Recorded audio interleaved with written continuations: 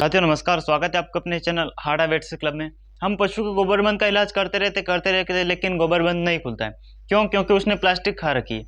अब आप कैसे पता करेंगे कि उस पशु ने प्लास्टिक खाने से गोबरबंद हुआ है या पशु के रुमन में कोई अदर दूसरा इन्फेक्शन हुआ उसके कारण गोबरबंद हुआ है? और यदि कोई पशु पॉलीथीन खा ले उसके कारण बीमार हो जाए तो क्या सिम्टम्स से दिखाई देंगे आपको कि ये इस पशु ने पॉलीथीन खाई है, इसका मुझे ट्रीटमेंट करना चाहिए, इसका केवल ऑपरेशन होगा?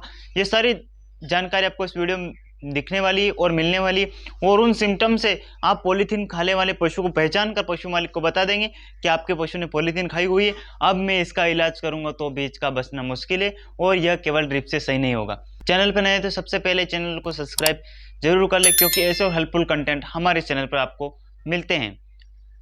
साथियों होता क्या है, कई पशु की आदत रहती है कि वह चारे के साथ कई पॉलीथीन खाते हैं। कई बार तो मैंने ऐसा देखा कि जो पशु ज़्यादा भूखे रहते हैं या कई पशु की आदत रहती है जिसमें पाइका रोग हो जाते हैं, वो क्या करते हैं, जूते चप्पल बेल्ट वगैरह सब कुछ पॉलीथीन वगैरह सब कुछ खाने लगते हैं अंधाधुंध, क्योंकि उनमें मिनरल और विटामिन की कमी रहती है।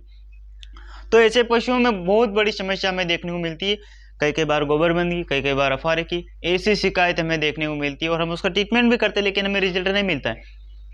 अब आपको आज से रिजल्ट मिलना कैसे चालू होगा? क्योंकि आप उसकी पहचान कर लेंगे। तो साथियों मान लीजिए जैसे ही पशु ने आज प्लास्टिक खाई या वो पिछले 10 दिन से लगातार प्लास्टिक खा रहा है, या पिछले 1 महीने से कभी कभी वो प्लास्टिक खा रहा है, कभी जूते चप्पल वगैरह सब कुछ खा रहा है, तो जब पशु ये सब खा लेता है तो डायरेक्टली पशु के पेट के अंदर चला जाता है। जैसे ही रुमन में जाता है, फर्स्ट बार ये रुमन में गया, रुमन में पड़ा रहेगा। पहले तो कई दिनों तक ये प्लास्टिक वगैरह पशु को कोई दिक्कत नहीं देती, आराम से रुमन में पड़ा रहता है, कोई किसी प्रकार की कोई दिक्कत नहीं आती। लेकिन फिर क्या होता है कि वहां पड़ा पड़ा धीरे धीरे इन्फेक्शन पैदा कर देता है। धीरे धीरे वहां पर जैसे इन्फेक्शन करेगा तो पशु को अफारा आएगा। अब जब एक बार अफारा आता है तो डॉक्टर जाते हैं वहां पर, पशु मालिक बुलाता है, आप ट्रीटमेंट करते हैं और पशु का अफारा ठीक हो जाता है। लेकिन 5-10 दिन बाद फिर से अफारा आएगा, फिर ट्रीटमेंट करते फिर ठीक हो जाएगा।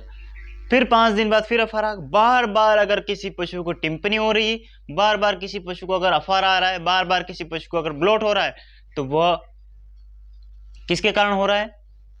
प्लास्टिक के कारण, क्योंकि प्लास्टिक रुमन में पड़ी पड़ी इन्फेक्शन फैला रही है। इसी के कारण यदि आप देख ले किस पशु को अगर 1 महीने में 10 से 15 बार अगर अफारा आ रहा है, बार बार अफारा शिकायत हो रही है, तो ये समझ ले कि उस पशु ने कुछ न कुछ प्लास्टिक जरूर खा रखी है और वह उसके रुमन में पड़ी हुई है। यह आप इस बात का ध्यान रखें। यह पहला सिम्टम्स है जिसके द्वारा हम पशु को पहचान सकते हैं कि पशु ने प्लास्टिक के द्वारा अफारा आ रहा है, या प्लास्टिक के कारण पशु को अफारा है, या किसी और चीज के कारण अफारा आ रहा है। क्योंकि किसी और तरीके से अगर पशु को अफारा आता है तो वह बीमारी अगर हम एक बार ट्रीटमेंट करते हैं, डीवर्मिंग वगैरह, डी ब्लोट वगैरह, हम जो अफारे की दवा आती है अगर वह दे देते हैं तो पशु का पेट साफ हो जाता है। लेकिन यहाँ पर प्लास्टिक बाहर नहीं निकल सकती, हम चाहे डी ब्लोट वगैरह रुमन में कुछ भी डाल दे, लेकिन यह तो थोड़ी देर असर करेगा। रुमन की गैस निकल गई, फिर वो इन्फेक्शन पड़ा फिर पैदा करेगा, फिर गैस बनेगी, फिर दोहराई वही समस्या होगी पशुओं में। तो यह पहला सिम्टम्स है कि यदि कोई पशु प्लास्टिक, जूते चप्पल बेल्ट वगैरह कुछ खा जाता है तो उसमें बार बार अफारा का सिम्टम्स हमें दिखाई देता है। अभी अफारा की बात तो चलो अलग हो गई, यहाँ से तो आप पहचान लेंगे। अब एक और डिजीज आती है और एक और सिम्टम्स है गोबरबंद का, कि गोबरबंद में हमें कैसे पता चलेगा? साथियों ये बहुत ही डिफिकल्ट है इसको हमें पहचानना, क्योंकि जब ये प्लास्टिक वगैरह पॉलीथीन वगैरह जब रुमन में पड़ी है तब तो कोई दिक्कत नहीं, अफार आ रहा है ठीक होता जाएगा, कभी अफार आएगा कभी ठीक भी हो जाएगा पशु, कोई दिक्कत। लेकिन जब ये रुमन से बढ़कर जब ये रेटिकुलम एबोमेजम छोटी आंत बड़ी आंत की तरफ जाती है, जूते चप्पल बेल्ट वगैरह प्लास्टिक वगैरह, और अगर वहां जाके ये अटक जाती है तो उसको हम बोलते हैं इन्फेक्शन ऑफ रुमन, यानी गोबर का बंद होना। वहां से फिर पशुओं में गोबर का बंद लग जाता है। तो हम क्या करते हैं, पशु 1-2 दिन तक गोबर करता है, जो उससे छोटी आंत से आगे आगे का हिस्सा है उसमें से गोबर आता रहेगा, या एबोमेजम से आगे का हिस्सा है उससे वो गोबर आता रहेगा, इतने 1-2 दिन गोबर कर लेगा, लेकिन फिर पशु गोबर करना बंद कर देगा। तो उस डिजीज में हम क्या करते हैं, बहुत सारे ड्रिप लगाते हैं, बहुत सारे हम इंजेक्शन वगैरह, रोमन एपस पाउडर, गोबर खोलने की सारी दवा दे देते हैं, लेकिन फिर भी हमें वहां पर रिजल्ट नहीं मिलता है। तो इसको आप कैसे पहचानेंगे? क्योंकि यहाँ पर तो वो अफारे का केस था, वो तो आपने पहचान लिया। यदि गोबर बंद हो गया है पशु का तो फिर आप कैसे पहचानेंगे? साथियों आप पशु मालिक से पूछे क्या इसको पहले बार बार अफारा आ रहा था या नहीं आ रहा था? एक तो यहां से आप पहचान सकते हैं, क्योंकि अगर बार बार अफारा आ रहा है और रुमन से निकलकर वह एबोमेजम की तरफ प्रोडक्ट पे चला गया है, तो उसके कारण अफर आया है।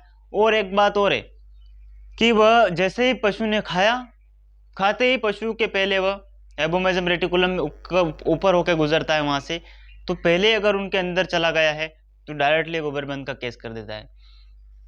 तो यह आप ध्यान रख ले, पशु मालिक और डॉक्टर भी इस बात का ध्यान रखें कि जब पशु को लगातार 5-6 बार अफार आ रहा है, बार बार अफार आ रहा है, तो आप पहले ही उसकी रिमोनोटोमी कर दे।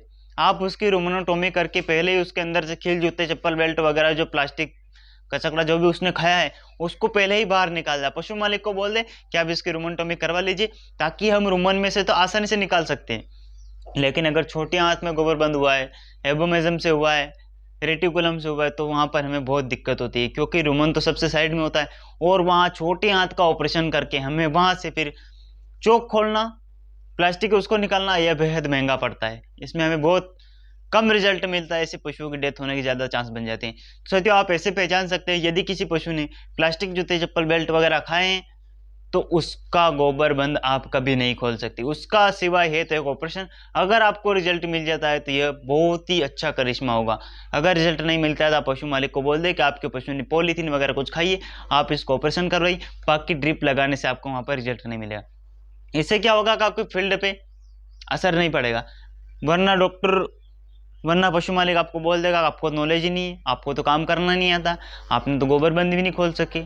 तो इसी बात का भी ध्यान रखें, आप पहले से हर चीज के सिम्टम्स देख के पशु का ट्रीटमेंट करें और एक बेहतर रिजल्ट पाए। साथियों, मिलते हैं अगले वीडियो में, तब तक के लिए जय हिंद, जय भारत।